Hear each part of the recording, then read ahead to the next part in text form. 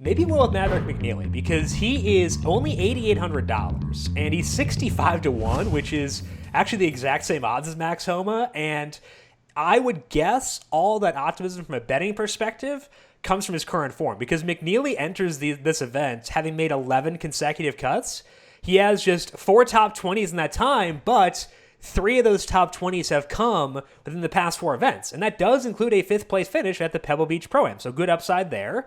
Some of this has been fueled by putting, and Bermuda is not his best putting surface, but he also gained 5.1 strokes in approach at the Honda Classic, and he's now gained an approach in all 4 PGA Tour events since January 1st. And we tend not to buy into small samples if they're with older golfers, but McNealy's 24, and that makes sense that he might make some gains. So have you seen enough from McNealy to take some stabs here as a value play at $8,800? I don't know if I see enough not to chase it, which is kind of how I tend to approach things. I try to be a little bit more skeptical and see, there's got to be a reason not to play him. Now, you mentioned he's kind of been fueled by his putter, and that's definitely the case. But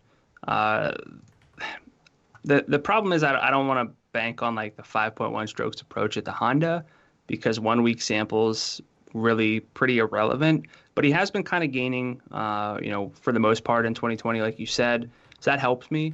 And for $8,800, we don't need him to win necessarily. I don't know what the upside is, but overall, I don't hate it. Yeah. I think that's where I'm at too. I'm intrigued, I would say. And This is a good tier. I think it's a good tier. There are a couple other golfers I like who are right near McNealy's salary, but I'm still okay with taking some stabs at McNealy and still filtering, because I'm going to need more than one value play to go Rory plus balanced. So I think that's fine. I'm in on him, on McNealy. He is not my number one guy in this tier, but he doesn't need to be in order to make my player pool. Whereas like with the other ranges, you kind of do have to be at the top. He's kind of like probably third, I would say, for me below 9,000, and that's okay. I can definitely get behind that still. Yeah, it comes down to how willing you are to buy into a small sample on a young guy, because we can see those turnarounds, we can see those adjustments be made.